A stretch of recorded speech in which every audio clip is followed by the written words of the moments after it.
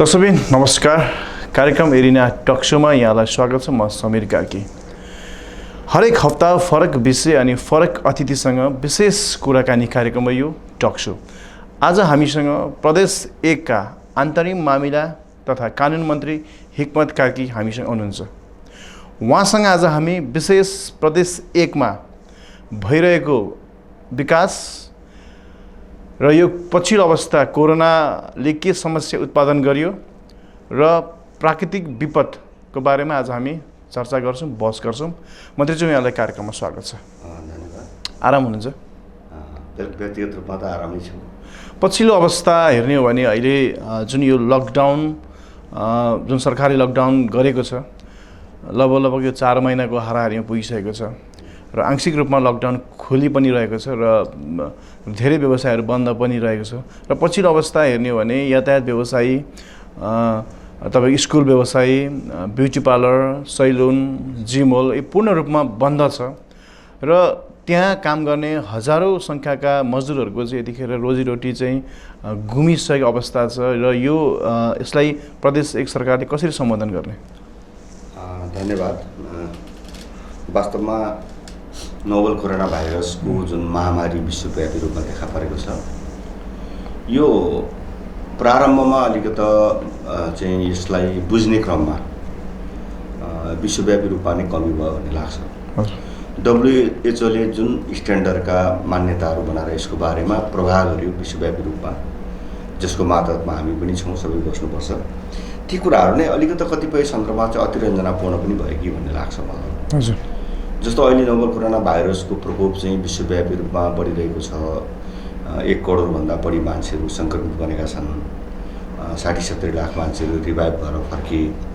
त्यसपछि 5.5 लाख जति मान्छेहरूको मृत्यु भएको छ। नेपालकै सन्दर्भमा पनि 16-17 हजारको हाराहारीमा अहिले सङ्क्रमित पुग्यो भने सङ्क्रमण पनि बढिरहेको छ। तर यसको मोर्टालिटी रेट, मृत्यु रेट चाहिँ अब कतिपय मुलुकका सन्दर्भमा फरक पनि छ। इटलीमा निकै ठुलो मृत्युको रेट देखियो। अमेरिका लगायतका विकसित मुलुकहरूमा जहाँ चाहिँ वृद्ध एज भएका मान्छेहरू, ज्येष्ठ नागरिक बढी थिए, त्यहाँ बढी मृत्यु रेट देखियो। र यसको यो सङ्क्रमण छिटो हुने यसको अहिलेसम्म हेर्दाखेरि, तर यसले खासै धेरै कतिपय मान्छेलाई भएको, सङ्क्रमण भएको कि नभएको भन्ने कुरा टेस्ट नगरी पुष्टि नै थाहै हुँदैन। हजुर। यसले गर्दाखेरि यसका केही कुराहरू चाहिँ वास्तवमा अलिकता आधारभूत कुराहरूको बारेमा चाहिँ WHO ले पनि सही ढङ्गले निर्कुल गरेन कि भन्ने लाग्छ। यो एउटा पाटो हो, यसलाई पछि छलफल गर्नु होला। र नोभल कोरोना भाइरसले विश्वव्यापी रूपमा नै अहिले एउटा चाहिँ विश्वको अर्थतन्त्रलाई तहस-नहस पारिरहेको छ र विश्वका अति विकसित मुलुकहरू, शक्ति सम्पन्न मुलुकहरू पनि यसबाट तोबा भएको स्थिति बन्यो। र हाम्रो साउथ एसियाकै कुरा गर्नुहुन्छ भने पनि चीनबाट प्रारम्भ भयो र अहिले मित्र राष्ट्र भारत सङ्क्रमणको उच्च जोखिममा छ र भारतसित खुल्ला सीमा भएको कारणले नेपाल उच्च जोखिममै छ। तर यति हुँदाहुँदै पनि नेपालको सन्दर्भमा 16-17 हजार मान्छे सङ्क्रमित हुँदा पनि अहिलेसम्मको मृत्यु रेट चाहिँ 38 जना मात्रै छ। जस्तै जुन मृत्यु रेट चाहिँ अलिक कम छ, यो सङ्ख्या चाहिँ एकदम वात्तै बढेर गएको छ। र पछिल्लो अवस्था हेर्ने हो भने जुन यो लकडाउन खोलेको छ अहिले, आंशिक रूपमा केही कम्पनी बाहेक सबै यतिखेर पूर्ण रूपमा खुलिसकेको अवस्थामा यो यातायात, स्कुल र जुन ब्युटी पार्लर सैलुनहरू खोल्दाखेरि चाहिँ एउटा जुन यो सामाजिक डिस्टेन्स कायम गरेर खोल्दाखेरि कस्तो के हुन्छ? अब त्यो सम्भावनाको नजिक छ हामी। किन साउन 10 गते लकडाउन गरेको 4 महिना पुगेर 5 महिना सुरु हुन्छ। अहिलेसम्म हामीले जुन प्रकृतिको लकडाउन गऱ्यौँ, सुरुमा केही टाइट गऱ्यौँ, पछि हामी खोल्दै गयौँ र अहिले समाजमा मान्छेहरूले, कतिपय मान्छेहरू होसियार पनि छन्, होसियारीपूर्वक आफ्ना गतिविधि काम गरेका छन्। कतिपय क्षेत्रमा नारा जुलुस भइरहेका छ, कतिपय विषयमा चाहिँ मुभमेन्टहरू पनि भइरहेका छ। तर सङ्क्रमणको रेट चाहिँ बढ्ने क्रममा छैन, एउटै रेसियोमा नै गइरहेको छ। केही दिन भयो त बढो, अहिले घटिरहेको छ। र अब हामीले अहिले सरकारले के एउटा निर्णय गरेका छ अस्तिको दिन मात्रै भने, सङ्घीय सरकार, प्रदेश सरकार सबैले लागू हुने गरी हामी एकपल्ट तेस्रो मुलुक र भारतबाट आउने मान्छेहरूको असारभरिमा सबैको टेस्ट गरिसक्छौँ। त्यो टेस्टको रिजल्ट चाहिँ अहिलेकै रेसियोमा देखियो भने हामी हाम्रा सार्वजनिक यातायातका सवारी साधनहरूलाई केही निश्चित मापदण्ड पुरा गरेर र हाम्रा सार्वजनिक सेवा प्रवाह गर्ने अफिसहरूलाई हामी केही अफिसहरू र प्राइभेट अफिसहरूलाई पनि सञ्चालन गर्न दिने र हामीले अब ठुल्ठुला सभा सम्मेलनलाई अझै केही हदसम्म हामी रोक्छौँ र अरू कुराहरू हामी चल्न दिने कि भन्ने ठाउँमा तयारी गर्दैछौँ। यसले के देखाउँछ भन्दाखेरि अब कोरोनाको प्रकोप बढ्यो भने पनि हामी कोरोना सँगसँगै परास्त गर्दै भिड्दै उसलाई परास्त गरेर अगाडि बढ्ने तयारी गर्छौँ। कोरोनाको सङ्क्रमण घट्यो भने पनि हामी आफ्ना दिन दैनिकलाई सही ढङ्गले सञ्चालन गर्छौँ। जस्तै पछिल्लो अर्थतन्त्रलाई बिग्रिन नदिने कुरामा हामी लाग्छौँ। जस्तै पछिल्लो अवस्था हेर्ने हो भने जुन क्वारेन्टाइन जुन भारतबाट आएका जति पनि नेपालीहरूलाई क्वारेन्टाइनमा राखेको छ त्यो अवस्था एकदमै जर्जर, क्वारेन्टाइनको उचित व्यवस्थापन नभएको देखिन्छ। अहिलेको अवस्था के छ? अब तपाईँले उठाएको कुरा धेरै हदसम्म सही हो, तर हामीले प्रदेश सरकारले माघ 21मा यसको पहिलो मिटिङ आयोजना गर्यो। फागुन 21मा दोस्रो मिटिङ आयोजना गरेर हामीले फागुनबाट योजनागत ढङ्गले चाहिँ कामको सुरुवात गऱ्यौँ र प्रदेश सरकारले आफै बनाएका क्वारेन्टाइनहरू ए लेभलका छन्, स्ट्यान्डर्ड 1 का छन्। त्यो चाहिँ के भने विश्व WHO को मान्यता र नेपालको स्वास्थ्य मन्त्रालयले गरेको मापदण्ड पुरा गरेर हामीले चाहिँ तपाईँको चाहिँ गोठगाउँमा, त्यसपछि हामीले तल नेपाल आर्मीलाई जिम्मा दिएर चन्द्रगढीको चाहिँ कलवलगुडीमा, त्यसपछि हामीले यता टाढीमा, त्यसपछि बेलस्रोत भन्ने ठाउँमा, उदयपुरको बेलस्रोतमा हामीले 4 ठाउँ बनायौँ। ती हामीले स्ट्यान्डर्ड बनाएका थियौँ। तर यो बिचमा चाहिँ काठमाडौँबाट र भारतका विभिन्न ठाउँबाट मान्छेहरू आउने क्रम चाहिँ वात्तै बढेपछि सबै स्थानीय तहले चैत महिनामा क्वारेन्टाइनहरू बनायो। ती क्वारेन्टाइनहरू अधिकांश मापदण्ड पुगेन भन्ने कुरा सही हो, तर त्यो अहिले क्रमशः त्यसमा सुधार हुँदैछ र अब सबै गाउँपालिकामा, सबै स्थानीय तहमा अहिले चाहिँ क्वारेन्टाइन छैन। हामीले जिल्ला स्थित राम्रो क्वारेन्टाइन र गाउँपालिका नगरपालिकाका स्ट्यान्डर्ड क्वारेन्टाइनलाई मात्र राख्ने भनेर गएको हुनाले त्यो कुरा अब बिस्तारै मेकअप हुँदैछ। सुरुवाती दिनमा चाहिँ हाम्रो क्वारेन्टाइनहरू यथोचित मापदण्ड पुरा भएका आम रूपमा थिएनन्। अहिले चाहिँ ती पुरा हुने क्रममा छन्। अहिले पनि प्रदेश सरकारले सञ्चालन गरेको होल्डिङ एरिया, सुनसरी जिल्लाको सिम्याक्समा गरेको होल्डिङ एरिया, चत्रामा गरेको होल्डिङ एरियाहरू चाहिँ हाम्रो ए स्ट्यान्डर्डका छन् एकदम चाहिँ। भने हामीले गोठगाउँमा सञ्चालन गरेको अहिलेको त आइसोलेसन वार्ड बनायौँ, त्यो पनि स्ट्यान्डर्ड छ र कलवलगुडी पनि स्ट्यान्डर्ड छ। हाम्रो स्ट्यान्डर्ड छ र केही स्थानीय तहका पनि राम्रा छन् र नराम्रा भएका हामी बन्द गर्दैछौँ। अब हाम्रो अनुभवले पनि अब हामी हाम्रा कुराहरूलाई राम्रो बनाउँदैछौँ। भनेपछि अबको क्वारेन्टाइनहरू एकदमै व्यवस्थित रूपमा चाहिँ बनाइनेछ र हामीले अहिले चाहिँ अर्को पनि एउटा मापदण्ड के बनायौँ भने घरमा गएर बस्ने र क्वारेन्टाइन सेफ क्वारेन्टाइन बस्छन् भने त्यो पनि दिने गरेपछि मान्छेले आफ्नो घरमा पनि उचित प्रबन्धको क्वारेन्टाइन बनाएर बस्छ। जस्तै यो मान्छेहरू युज टु हुन्छ यो कुरामा चाहिँ। जस्तै अब यो जुन कोरोनाको जुन विपद थियो 4 महिना लगभग 5 महिनाको हाराहारीमा पुग्न आँटिसकेको छ र अर्को फेरि विपद पनि थपिँदैछ जुन यो बर्खाको प्राकृतिक विपद छ। अब अहिले यतिखेर मौसम पनि एकदमै अनुकूल छ होइन, र यो विपद व्यवस्थापनमा चाहिँ प्रदेश सरकारले कस्तो भूमिका निर्वाह गर्दैछ? यो हाम्रो रेगुलर एजेन्डै हो। तपाईँलाई मैले यसको बारेमा 2 ढङ्गले भन्न चाहन्छु। एउटा अहिलेका मौजुदा चाहिँ जस्तो प्राकृतिक प्रकोप हाम्रो यो नियमित एउटा श्रृङ्खला जस्तो हो। हरेक मौसमको पिरियडमा चाहिँ खोला बाढी आउने, खोलाहरूले उचित निकास पाएका छैनन्, प्राकृतिक रूपले बग्न पाएका छैनन्, घर बनाएका छन्, मिचिएको छ सीमा, उनीहरूको सीमा अतिक्रमण भएपछि उनीहरूले त्यहाँ चाहिँ ओभरफ्लो भएर चाहिँ क्षति पुर्याउने काम एउटा छ। अर्को हाम्रो ल्यान्डस्लाइड चाहिँ यो पहिरो बुछे चाहिँ डरलाग्दो छ नेपालको पहाडी एरियामा। अहिले यही मौसममा पनि हाम्रो सिन्धुपाल्चोक, बेनी, त्यसपछि पश्चिममा धेरै ठाउँमा क्षति भएर चाहिँ करिब 3 दर्जनभन्दा बढी मान्छेहरू मरिसके, 2 दर्जन मान्छेहरू अहिले पनि बेपत्ता छ। जस्तै यो हाम्रो जहिले पनि एउटा चुनौतीको रूपमा रहेको छ। यसको बारेमा चाहिँ हामीले 2 ढङ्गले ट्रिटमेन्ट गर्नुपर्छ भन्ने छ। एउटा चाहिँ अब हामीले अहिले तत्काल बाढी आउन सक्छ, पहिरो जान सक्छ भनेर मान्छेलाई सचेत गराउने र सुरक्षित गर्ने, त्यसपछि कुनै दुर्घटना भइहाल्यो भने त्यसमा उद्धार गर्ने, उद्धारपछि राहत र पुनर्स्थापना गर्ने काम हामी गर्छौँ। तर यसमा चाहिँ हामी पहिलेदेखि कहाँ चुकिरहेका छौँ भने यो नेपालमा चाहिँ करिब 28-30 प्रकृतिका प्राकृतिक जोखिमहरू छन्। बाढी, पहिरो, तपाईँको चाहिँ चट्याङको प्रकोप, त्यसपछि सर्पदंश, जङ्गली जनावरको आक्रमण, भूकम्प लगायतको हामी 28-30 प्रकृतिका चाहिँ प्राकृतिक प्रकोपबाट प्रताडित छौँ।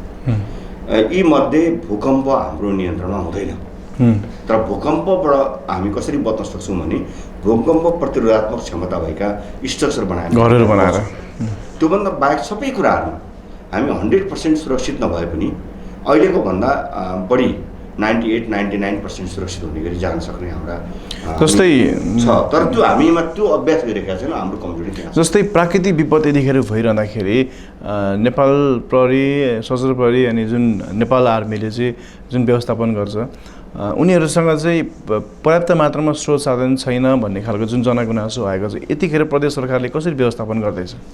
ठिकै भन्नुभयो तपाईँले। जस्तो हामीसित 3टा हाम्रा सुरक्षा फोर्सहरू, नेपाली सेना, सशस्त्र प्रहरी बल र नेपाल प्रहरी, यो क्रमशः भन्दैछु म, यी विपद व्यवस्थापनका क्षेत्रमा चाहिँ हाम्रा भयमध्येका राम्रा व्यवस्थापन क्षमता भएका सुरक्षा निकायहरू, राम्रा नेपाल निकाय यी नै हो। त्यसमध्येको नेपाल प्रहरी अब जनरल पोलिसिङ गर्ने भएको हुनाले उसको धेरै एक्सपर्टिजम त्यसमा हुँदैन, यसको पनि एउटा युनिट चाहिँ छ।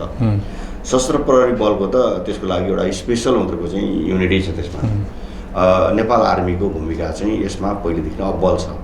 अब यी 3टै संरचनाहरू चाहिँ विपदका सन्दर्भमा हिजै पनि मेरो सबै जिल्ला, प्राय जिल्लाका सिडिओ साहबहरू र सुरक्षा निकायका यस प्रदेशका हाकिम साहबहरू कुरा हो, उहाँहरू वेल हामी खुब छौँ, हामी तयारीमा छौँ भन्नुभएको छ। तर के छ भने कुन प्रकृतिको विपद कहाँ आउँछ भन्ने कुराको हाम्रो पूर्व अनुमान चाहिँ हामीले सही ढङ्गले गर्न सकिरहेका छैनौँ त्यो पहिलेदेखि। त्यसो भएको हुनाले हामीले तत्त ठाउँहरूमा ती सुरक्षा निकायलाई, उनीहरूलाई वेल ट्रेनिङ साथ राख्ने हो भने हामी अहिलेको विपदलाई नियन्त्रण गर्न सक्छौँ। तर हामीसित जस्तो नेपाल प्रहरी, सशस्त्र प्रहरी र चाहिँ नेपाल आर्मीलाई विपदका निम्ति हाम्रो प्रदेश सरकारले, नेपाल सरकारले पनि लजिस्टिक सपोर्ट गर्छ।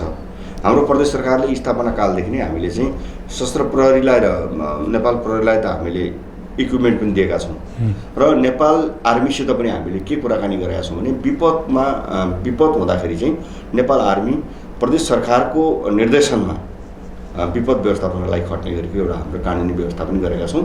यी 3टै शक्तिले चाहिँ आफ्नो साधन स्रोत सीमित हुँदा पनि र क्षमता जे जस्तो छ त्योभन्दा उनीहरूले उच्च स्तरको चाहिँ विपद व्यवस्थापनमा भूमिका खेलेका छन्। तपाईँले भने जस्तो साधन स्रोतले त सम्पूर्ण रूपमा सम्पन्न छैन, तर पनि यी फोर्सहरू विपदको पूर्व अनुमान गर्ने, विपदको व्यवस्थापन गर्ने, प्रतिरक्षा गर्ने र रोकथाम गर्ने कुरामा र उद्धार राहतको कुरामा चाहिँ नेपालको 3टा शक्तिहरू, नेपाल आर्मी, सशस्त्र प्रहरी र नेपाल पुलिस नै भरपर्दो माध्यम हुन्।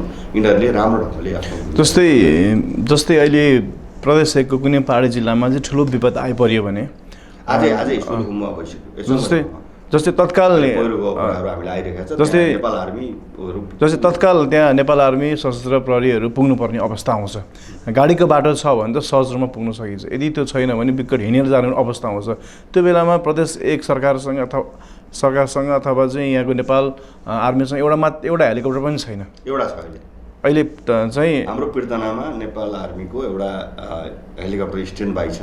यो सधैँ यही हुन्छ कि यो अब विपदको निम्ति हो, यसमा अरू प्रयोजन हामी गर्दैनौँ भनेपछि अब यो 12 महिना यहीँ रहन्छ।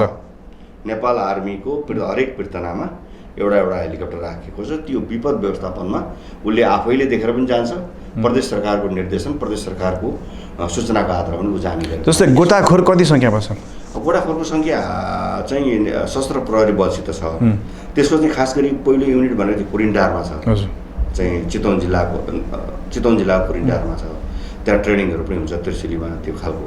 त्यसको सङ्ख्या एकिन मैले अहिले सोध्नुपर्छ, तर हामीसित केही थोरै गोटाखोर पनि छ। जस्तो परार साल सोलुखुम्बुको एउटा चाहिँ उसमा दहमा त्यो स्ट्यान्डहरू घर हराउँदाखेरि त्यहाँ चाहिँ उद्धार गर्न यहाँबाट गयो, पछि यहाँकोले मात्रै सकेन र हामीले कुरिन्डारबाट ल्याएर पनि उद्धार गरेर डेड बडीहरू निकालेका थियौँ। जस्तै अहिले प्रदेश 1मा सम्भावित नदीहरू जसले चाहिँ क्षति गर्न सक्ने नदीहरू कुन पर्छन् यतिखेर? अब सबैभन्दा ठुलो नदी, नेपालकै ठुलो नदी कोशी यसमै पर्छ। त्यसपछि हाम्रो झापा, मोरङ र सुनसरीमा रहेका सबै नदीहरू र त्यस नदीका छेउछाउ आसपास बस्ने जुन बासिन्दाहरू छन् उनीहरूको लागि चाहिँ अहिले कस्तो कुनै अलर्टहरू गरेको छ कि छैन? अलार्म सिस्टम छ, अलार्म गरिन्छ। भूकम्प के अरे बाढी आउन लाग्यो भने अलार्म हुन्छ। त्यसपछि कोशीमा पनि हामीले अलार्म सिस्टम चाहिँ त्यो मौसम विज्ञानसित हामीले चाहिँ डेभलप गर्दै राखेका छौँ। त्यसको मतलब अब सुनसरी जिल्लाका साना नदीहरू पनि यतिखेर जोखिमपूर्ण छन्, किनभने साना नदीहरूको आसपासमा मान्छेले घर बनाएका छन्, जग्गा उनीहरूको क्षेत्र अतिक्रमण गरेर पनि मान्छेले बनाएका छन्, विगतदेखि नै बनाए। अब अहिलेको मान्छेको के छ अहिले हटाउने प्रथा के छ? यो नदी छेउछाउमा अतिक्रमण भएका जग्गाहरू कानुनी रूपले सरकारको उसमा ल्याउने कुरा त केन्द्रले गरिरहेको छ, केन्द्रको क्षेत्राधिकारभित्र पर्छ, हाम्रो पर्दैन। तर हामी पनि यो कुरामा हाम्रो भूमि मन्त्रालयले के वर्कआउट गर्ने केन्द्रसँग मिलेर भनेको छ। तर अहिले तपाईँको चाहिँ मेचीदेखि लिएर आउने बिरिङ भयो, तपाईँ कन्काई भयो, त्यसपछि रतुवा भयो, मावा भयो, त्यसपछि यो बकरा भयो, सबै नदीहरू हाम्रो लागि जोखिमपूर्ण छन्। तराईका नदीहरू डुबानका लागि, नदी कटानका लागि भने पहाडका नदीहरू अब बेगका साथ बगेर तराई आउने, त्यसले ल्यान्डस्लाइड हुने, पहिरो जाने खालका कुराहरू छन्। यो अब नेपाल नदीनाला प्राकृतिक हिसाबले एउटा सम्पन्न भएको मुलुक र यसको उचित व्यवस्थापन हामीले गर्न सक्दाखेरि, यसको उचित रेखाङ्कनमा गरेर हामीले नदीलाई कसरी बहाउने, नदीबाट के अनुचित फाइदाहरू लिने, के अनुचित कामहरू नगर्ने भन्ने कुराको बारेमा चाहिँ हामीले हाम्रा नियम कानुन हुँदाहुँदै पनि काम गर्न नसकेका कारणले हामी नदीबाट बढी जोखिम बेहोरेका छौँ। नदी हाम्रो शत्रु होइन, नदी हाम्रो वरदान हो, प्राकृतिक वरदान हो। त्यो वरदानबाट हामीले चाहिँ खानेपानी, सिँचाइ, विद्युत लगायतका कुराहरू लिएर त्यसलाई म्याक्सिमम रूपमा जनता मान्छेको निम्ति युटिलाइज गर्नुपर्नेमा उल्टो हाम्रो लागि चाहिँ ती शत्रु बनेर बेला बेला दुःख दिने काम गरिरहेका छ। यो चाहिँ हाम्रो बुझाइको कमी र हाम्रा काम गराइ उल्टो गतिमा भएको कारणले पनि हो। हामी यसलाई सुल्टो गतिमा ल्याउने क्रम अब हामीलाई केही वर्ष लाग्छ, जनशक्ति छैन, पैसा छैन हामीसित पर्याप्त। त्यसो भएको हुनाले हामी यी नदीहरूलाई चाहिँ क्रमशः नियन्त्रण गर्दै आयौँ भने ठुलो मात्रामा जग्गा पनि हामीलाई प्राप्त हुन्छ, सिँचाइको सुविधा प्राप्त हुन्छ, त्यसपछि गरिबी निवारणमा ठोस योगदान पुग्छ। यी कामतर्फ हामीले हात हाल्न पाइरहेकै छैनौँ। के भयो भन्दा विगतदेखि नै हामीले चलाते बर्खामुखमा आउने, नदी बाढी आउँछ भन्ने, बाढी आएर बगाउँछ, बगाएपछि मान्छे मऱ्यो क्षतिपूर्ति दिने, जग्गा जमिन ऊ भयो भने मान्छेलाई यसो राहत दिने, यी काम मात्रै हामीले गर्दै आएका छौँ। यो कामबाट हामी चाहिँ अब फर्किनुपर्छ र हाम्रो सही ट्र्याक भनेको के हो भने हाम्रा नदीहरू कति जोखिमपूर्ण छन् तिनीहरूको मापन गर्ने र तिनीहरूलाई नियन्त्रण कसरी गर्ने, त्यसबाट हामीले कति उचित फाइदा लिन्छ त्यो कुरा हेर्नुपर्ने, यो ठाउँमा हामी पुग्न सकिरहेको छौँ। दर्शकबिन, यतिखेर हामी एरिना टक सोमा छौँ र आज हामीसँग अन्तरिम मामिला तथा कानुन मन्त्री हिक्मत कार्की हुनुहुन्छ र यतिखेर बेला भएछ एउटा छोटो व्यापारिक विश्राम।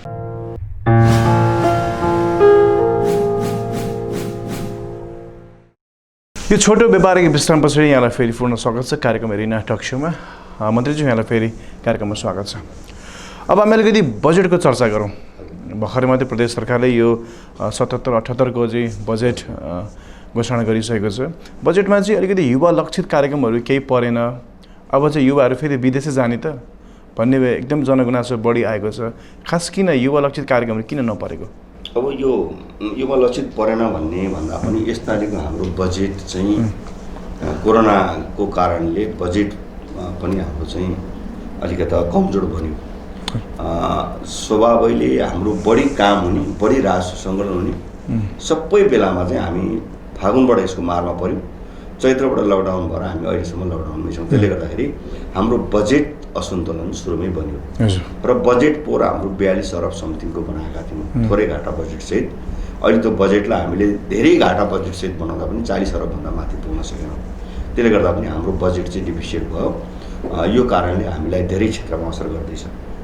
अर्को हाम्रो बजेट चाहिँ कोरोनाको कारणले गर्दा हामीले स्वास्थ्य क्षेत्रमा स्वास्थ्यको सुधार, अस्पतालको रिम्यानेजमेन्ट, भौतिक संरचनाको विकास, त्यसपछि इक्विपमेन्टहरू, स्वास्थ्य इक्विपमेन्टहरू खरिद गर्नुपर्ने, स्वास्थ्य क्षेत्रमा जनशक्ति आपूर्ति गर्नुपर्ने लगायतले गर्दा सिङ्गो बजेटको ठुलो भोलम चाहिँ हामीले त्यहाँ खनाउनु पर्यो। अर्को हाम्रो बजेट चाहिँ दोस्रो भनेको हाम्रो भौतिक संरचना बन्ने क्रममा थियो। यो प्रदेशमा हाम्रा बाटाहरू बन्ने क्रममा थिए कि करिब 600 किलोमिटर बाटो हामीले 3 वर्षभित्र कालो पत्र सक्ने गरी सबै निर्वाचन क्षेत्रमा टच भएका बाटाहरू हामी बनाउँदै थियौँ। त्यसको सुरक्षितता गर्नको लागि हामीलाई अरबौँ पैसा चाहिन्थ्यो, जो क्रममा हामी थियौँ। हरेक निर्वाचन क्षेत्रमा पुलहरू बन्दै थिए, हरेक निर्वाचन क्षेत्रमा झोलुङ्गे पुलहरू बन्दै थिए। हामी अरू चाहिँ लोकल सडकहरूलाई पनि हामी स्तर उन्नति गर्दैछौँ। त्यसले गर्दाखेरि हाम्रो ठुलो मात्राको बजेट चाहिँ भौतिक संरचना निर्माण, खास गरी सडक र पुल कल्भर्टहरूमा थियो। त्यो कारणले त्यसको सुनिश्चित गर्नुपर्ने कारणले पनि हामीलाई बजेटको अर्को प्रेसर चाहिँ त्यहाँ पऱ्यो।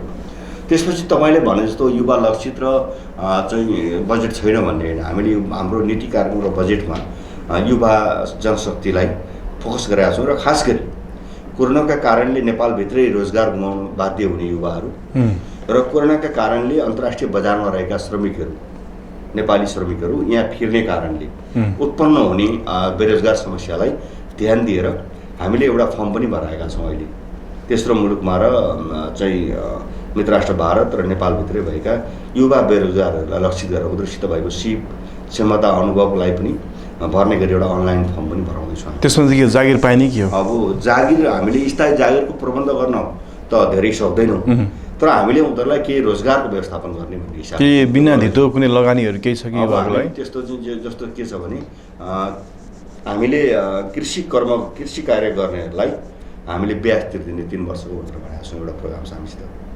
जस्तै के कार्यक्रम? जस्तो कृषिको लागि पहिले मसित 5 कट्टा जग्गा छ अथवा मैले यति जग्गा लिजमा लिएँ, म यहाँ चाहिँ अन्न उत्पादन गर्न चाहन्छु अथवा यो तरकारी उत्पादन गरेर बजार लान चाहन्छु, मलाई राज्यले के सहयोग गर्छ भन्दा उनीहरूलाई ऋण चाहिँ उनीहरूले लिन्छन्, कतैबाट ऋण लिनेको लागि सरकारले केही फेसिलिटी गरिदिन्छ, त्यो ब्याज चाहिँ हामीले तिर्दैनौँ। जस्तै म अलिकति कृषिकै अर्को हामीले चाहिँ अब युवा लक्षित केही रोजगारका कार्यक्रमहरू के सिर्जना गर्न सकिन्छ, हामीले हाम्रो प्लानिङ कमिसनलाई र हाम्रो कृषि मन्त्रालयलाई पनि हामीले कुराकानी गरिरहेका छौँ र त्यस्ता खालका अवसरहरूको खोजी गरौँ। त्यसको लागि केही निश्चित बजेट विनियोजन गरेर युवाहरूलाई रोजगारीमा केन्द्रित। रोजगारले के कुरा गर्छ भने एउटा त बेरोजगारी समस्या हल गर्ने कुरा गर्छ, अर्को वैदेशिक रोजगार फर्केका मान्छेहरूलाई यहाँ हामीले काम दिन्छौँ, यसले हाम्रो उत्पादकत्व बढ्छ, यसले गरिबी निवारणमा योगदान गर्छ भन्ने हिसाबले हामीले यी कुराहरूको केही व्यवस्थापन गर्न खोजेका छौँ। तर के छ भने पर्याप्त जनशक्ति र पर्याप्त बजेटको अभावमा हामीले भने जस्तो कुरा गर्न नसके पनि हामीले युवा लक्षित बेरोजगार समस्या हल गर्ने गरीका प्रोग्राम चाहिँ ल्याएका छौँ। त्यो हाम्रो कृषि मन्त्रालयसित अलिक बढी छ र पर्यटन मन्त्रालयसित केही छ। जस्तै म अलिकति मैले कृषिको कुरा जोड्न चाहेँ। यसपालि कृषिलाई बजेटले कसरी संवेदन गराएको छ? अहिले चाहिँ जस्तो हाम्रो कोरोना स्वास्थ्य उपचार पछिको दोस्रो बजेट कृषिमा छ हाम्रो।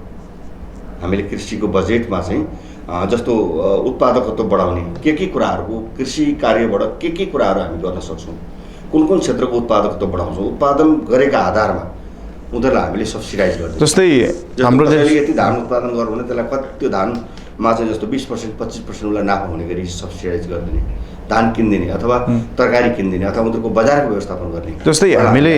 जस्तै नेपाल त एउटा कृषि प्रधान देश हो, तर विडम्बना के छ भने हामी अहिले चाहिँ भारतबाट निर्भर भएको छौँ कृषिमा।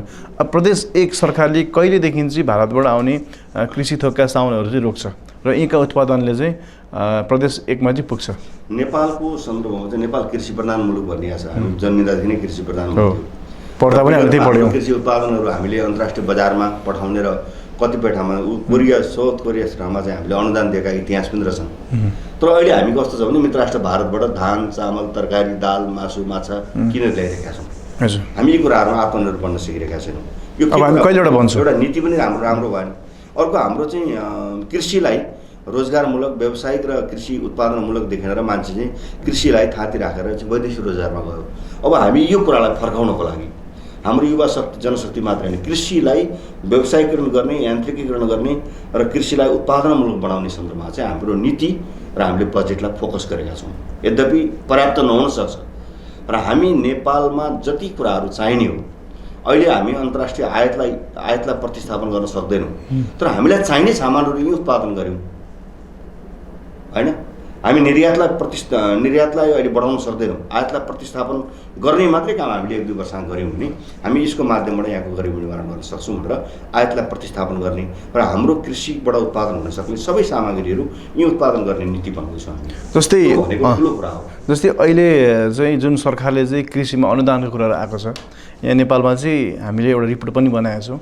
के देखाएको छ भने यो सरकारको अनुदान खानाको लागि भए पनि एउटा कृषिको चाहिँ एउटा फर्म दर्ता गरौँ, एउटा चाहिँ कहीँ एउटा जग्गा लिजमा ल्याउँ, अनि यसो पोखरी खने जस्तो गरौँ, यसो कुखुरा पाले जस्तो गरौँ, अनि अनुदान खाउँ, अनि भोलिपल्ट खोर सबै बन्द गरौँ भन्ने जुन प्रथा छ अहिले, अनि अनुदान लिएको पैसा चाहिँ जग्गामा लगानी गर्ने, गाडी किन्ने जुन यो प्रथा छ, यसलाई प्रदेश सरकारले कसरी नियन्त्रण गर्छ? यो पहिलो र दोस्रो वर्ष हाम्रोमा पनि धेरै समस्या उठ्यो र धेरै आवाजहरू उठ्यो। तपाईँ कतिपय न्युजहरूले बचाए पनि र कृषि अनुदान चाहिँ होइन दुरुपयोग भइरहेको, बिचौलियाको हातमा पुगिरहेको, मान्छेले फर्म दर्ता गरेर अनुचित ढङ्गले लाभ लिइरहेको, एउटा सामान्य कृषकले 1 करोड पैसा लान चाहँदैन, 50 लाख पनि सामान्य कृषकमा त त्यो खालको अनुदान पुग्दैन। 4 लाख 5 लाख हो भने एउटा कृषकले आफूलाई राम्रो ढङ्गले चाहिँ रिभाइभ गर्न सक्छ अथवा उत्पादकत्व बढाउन सक्छ र उसको बजारको ग्यारेन्टी भयो भने 5 कट्टा 10 कट्टा हुने हाम्रो तराईका किसानहरू राम्रो ढङ्गले एउटा चाहिँ जीवनयापन गर्न सक्छन्। तर के भइदियो भने 1 करोड 2 करोड 5 करोडका चाहिँ तपाईँ अनुदान राखिदिने, अनि बिचौलिया र कर्मचारीहरू मिले मतमा चाहिँ 30-40% सेटिङमा बजेट खाने यस्ता कुराहरू आयो भनेर त्यो चाहिँ 60-40 को कुरा हुँदो रहेछ। कुरा तपाईँले पनि यो स्टडी गराएको छ भन्नु। हामीले पश्चिमतिर केही घटना र हाम्रोतिर पनि केही घटना देखेपछि हाम्रो सरकारले निर्णय गरेर यो प्रकृतिको अनुदान रोकिदिने र अनुदान भनेको चाहिँ कृषकले जति ऋण लिन्छ सामान्य 1 लाख 2 लाख 4 लाख 5 लाख त्यस्तो ऋणको 2-3 वर्षको ब्याज तिर्दिने। त्यसो भन्दा उसले ऋण लिन डराउँछ नि त, गलत काममा ऋण लिँदैन। त्यसले गर्दा अनुदानलाई चाहिँ हामी अहिले अनुदान भनेर हामीले जिरोमा पुर्याएका छैनौँ कटौती। जस्तो एउटा प्रोग्राम छ हामीसित झापा, मोरङ, सुनसरी र उदयपुरमा 10,000 गाई पाल्नको लागि चाहिँ उनीहरूले त्यो घाँस उत्पादन गर्दछ, मकैको घाँस। त्यसबाट चाहिँ तपाईँ त्यो हामीले गुन्द्रुक बनाए जस्तो त्यसलाई कुहाएर राखेर वर्षैभरि खुवाउने चाहिँ ऊ बनाउँदो रहेछ, दाना बनाउँदो रहेछ। त्यो कुराको लागि उहाँहरूले हामीले 8-10 करोड पैसा माग्नु भएको थियो। हामी 4वटा जिल्लालाई 10,000 गाई पाल्न पुग्ने गरीको यो चाहिँ मकै जस्तो एउटा के भन्छ त्यसलाई साइलेज भन्छ प्रविधिको घाँस उत्पादन गर्ने भने चाहिँ हामी त्यो कुरामा अनुदान दिने भनेर कृषि मन्त्रालयलाई मुख्यमन्त्रीले निर्देशन पनि गर्नुभएको छ र हामी यी कुराहरूमा गर्छौँ फेरि यस्तो कुराहरूमा।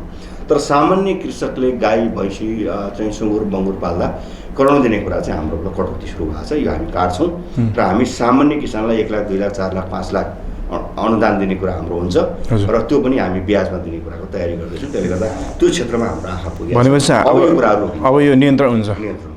जस्तै प्रदेश 1मा यतिखेर जुन अहिले चर्चा छ प्रदेश प्रहरी आउनेको जुन चर्चा छ यो कहिले बढाउँछ?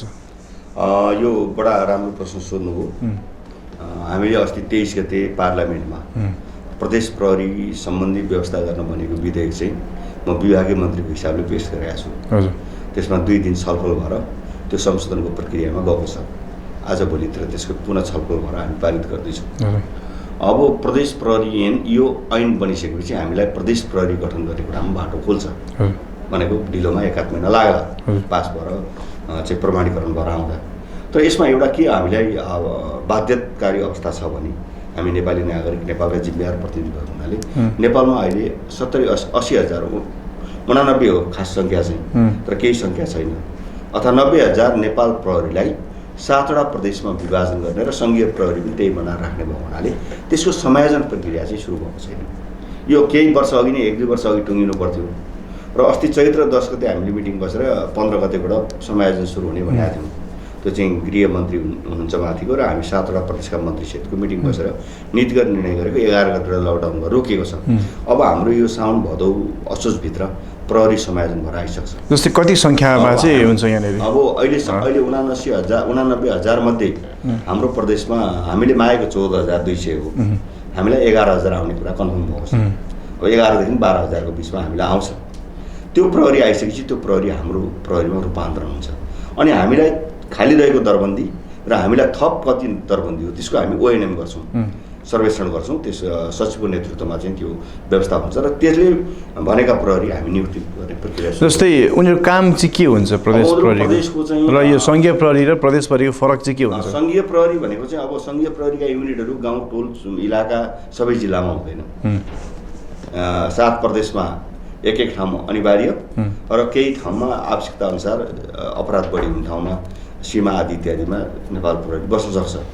त्योभन्दा बाहेक यहाँको अपराध अनुसन्धान, जनताको आम शान्ति सुरक्षा, अमन चयन, यहाँ भएका अपराधहरूको नियन्त्रण यी सबै कुराहरू प्रदेश प्रहरीले गर्छ।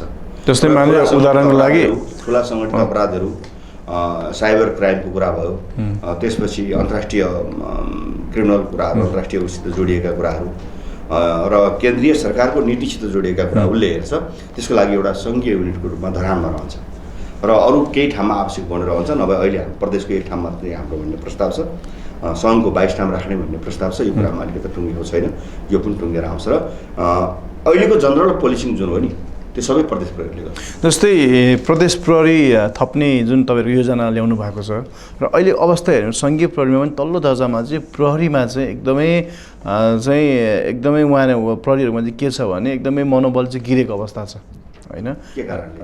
जस्तै राजीनामा दिएर चाहिँ विदेश जाने खालको एउटा जुन परम्परा ट्रेन्ड छ, जुन तलबकै कुरा हेर्ने हो भने होइन, एउटा चाहिँ इटरीमा अथवा विराटनगर अथवा ठुलो सिटीमा एउटा कोठा भाडा लिएर र फ्ल्याट लिएर एउटा तल्लो दर्जाको प्रहरीले परिवार राख्न सक्दैन हैन त्यो हिसाबमा उसले के गरेको छ भने अहिले विदेश जाँदाखेरि सेक्युरिटी गार्डमा गयो भने पनि महिनाको 1.5 लाख रुपियाँ पैसा पाउँछ त्यो हिसाबले उनीहरू चाहिँ अहिले विदेश जाने राजीनामा दिने जुन प्रथा बढेको छ अब यो प्रथालाई अन्त्य गर्न लागि चाहिँ प्रदेश सरकारले केन्द्र सरकारले के खालको प्याकेजहरू ल्याउँदैछ अब केन्द्र सरकारसित पनि हाम्रो कुराकानी भइरहेको छ यसको एउटै मात्रै कारण के हो भने मान्छे स्वभावले वैदेशिक रोजगारमा जान चाहने स्वतस्फूर्त जान चाहने मान्छे असाध्यै कम हुन्छ जब उसले यहाँ आफ्नो वृत्ति विकास देख्दैन जब उसले आफ्नो परिवारलाई सस्टेन गर्ने आधार नै हुँदैन तब मान्छे विदेश जाने हो वैदेशिक भूमिमा काम गर्न जाने हो यो प्रहरीमा बडा विचित्र छ तपाईँले भनेको एकदम सही कुरा हो कि सशस्त्र प्रहरी बल र नेपाल प्रहरीमा यद्यपि आर्मीमा पनि केही पर्सेन्टेज छ तपाईँ हेर्नुभयो भने राजीनामाको चाहिँ लहर हुन्छ त्यहाँ किनभने एउटा प्रहरी जवानको तलब सुविधा कति छ भन्दा 16,000 थियो कि परारबाट बढेर 19,000 20,000 पुगेको छ हैन एउटा हाम्रो तथ्याङ्कले के भन्छ भने एउटा परिवार भनेको मिनिमम 5 जनाको परिवार हुन्छ 5 जना को परिवार पाल्नको लागि अहिले हाम्रो झापा मोरङ सुनसरी उदयपुर हाम्रो सहरी क्षेत्रमा त्यो सम्भव छैन उसलाई रासन हुन्छ एक्स्ट्रा रासन त खानै पर्यो एउटा व्यक्तिलाई रासन एउटा व्यक्तिलाई ड्रेस हुन्छ हैन वर्षको 2 जोर दिने भने त्यो पनि दिइराखेको हुँदैन त्यसपछि उसलाई दिएको 20,000 त्यसले गर्दा हाम्रो तलब मान र सुविधा असाध्यै कम छ यसले गर्दाखेरि मान्छे जागिरी खाने दुःख सुख 18-20 वर्ष अनि पेन्सन भएपछि राजीनामा दिने हिँडिहाल्ने पुरा अवधि जागिर खाने एउटा घाटा त सरकारलाई भने सरकारलाई घाटा भने एउटा प्रहरी उत्पादन गर्न हामीले लाखौँ रुपियाँ लगानी गरेको हुन्छ अनि दक्ष र अनुभवी भएपछि उ छोडेर हिँड्दिन्छ अनि अहिले त ट्रेनिङकै फेजमा पनि ट्रेनिङ गरिसकेपछि भाग्ने खालको प्रथा पनि छ नि जुन प्रकृतिको ट्रेनिङ सशस्त्र प्रहरीको ती मान्छेहरू चाहिँ सर्ट ट्रेनिङ सकिने बित्तिकै जाइदिने 2 लाख 3 लाख रुपियाँ बाहिर कमाइ हुन्छ त्यो ट्रेनिङ भएको मान्छे यहाँ नबस्ने छ यसले गर्दा राज्यले ध्यान दिनुपर्ने सङ्घीय सरकारलाई पनि हामीले आग्रह अनुरोध गरेका छौँ हामी आफूले पनि ध्यान दिएका छौँ अहिले फेरि तलबमान सुविधा आदि इत्यादिको बारेमा एकरूपता गर्ने भनेर केन्द्रले रोकेका छ र जबसम्म हामीले अहिलेको सुरक्षा निकायलाई एटलिस्ट र पनि आवश्यक पर्छ अहिलेको भन्दा तलबमा ठिक डबल बनाउँदैनौँ तब त्यो यहाँ जागिरमा रमाउन सक्दैन जब उसको दिमागले दिनभरि भरे बच्चा कसरी पाल्ने घरमा कसरी पैसा पठाउने बिरामी भएन उपचार कसरी गर्ने भन्ने कुराको बारेमा बच्चा कसरी पढाउने भन्ने बारेमा उसको दिमागमा टेन्सन हुन्छ उसले शान्ति सुरक्षामा प्रभावकारी भूमिका खेल्न सक्दैन त्यसले गर्दा राज्यले गर्नुपर्ने दायित्व के हो भने सीमित जनशक्तिबाट बढी फाइदा लिन अहिलेको भन्दा तलबमान चाहिँ डबल गरिदिने बरु जनशक्तिलाई कटौती गर्ने र वेल इक्विप गरेर राम्रा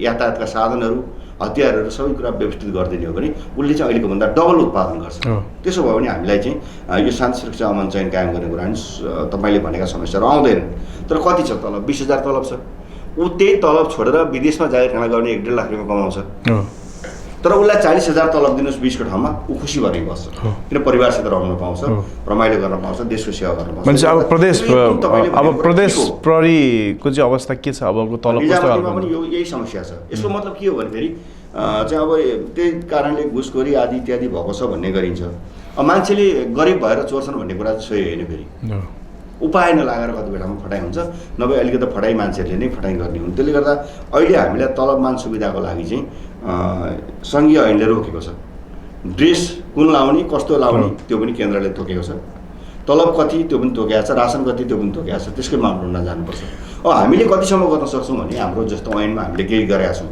जस्तो वृत्ति विकासका सन्दर्भमा चाहिँ पुलिसमाथि कस्तो अन्याय छ भने पहुँचका भरमा बढुवा हुने पहुँचका भरमा सरुवा हुने पहुँचका भरमा चाहिँ तपाईँ अरू खालका सुविधाहरू पाउने जुन छ त्यो कुरालाई हाम्रो ऐनले चाहिँ पूर्ण रूपमा कटौती गरेका छ जस्तो अहिले कस्तो छ पुलिसमा भने दरबन्दी सङ्घसभाको माथिल्लो चाहिँ तपाईँ अरुण माथि हुन्छ दुर्गम क्षेत्रमा उहाँ दरबन्दी चाहिँ यहाँ काजमा बसिरहेका छ उसले तलब चाहिँ सुविधा उतैको लिन्छ वा उसले कुनै अङ्क बढुवाको लागि पायो भने माथिको पाउँछ काम यहाँ गरिरहेको छ यो कारणले पनि चाहिँ तजबिजी अधिकार हाकिमलाई दिएको हुनाले चाहिँ आम पुलिसहरूमाथि अन्याय भइरहेको एउटा फिलिङ्स पनि छ अनि अर्को के छ भने प्रहरी सञ्चालनका लागि हामीले जुन खालका हाम्रो नीतिगत निर्णय सरकारले गर्ने हो मन्त्रालयले निर्देशन दिने हो चलाउनु त पुलिसको हाकिमले हो नि हाम्रो इन्टरफेयर पनि बढी भइरहेको छ राजनीतिक इन्टरफेयर बढी भइरहेको यो कुरा पनि रोकिनुपर्छ र पुलिसको प्रमुखलाई पूर्ण रूपमा जवाबदेही बनाउने गरी कानुन ल्याएका छौँ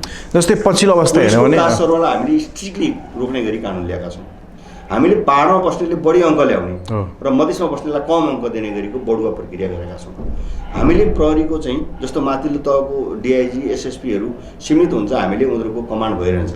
तर त्योभन्दा तलको पोस्टहरूमा डिएसपी इन्सपेक्टरहरू चाहिँ पहुँच भएका मान्छे आज यो कमान्ड, भोलि अर्को ठाउँमा कमान्ड, पर्सि यो कमान्ड गरेका छौँ।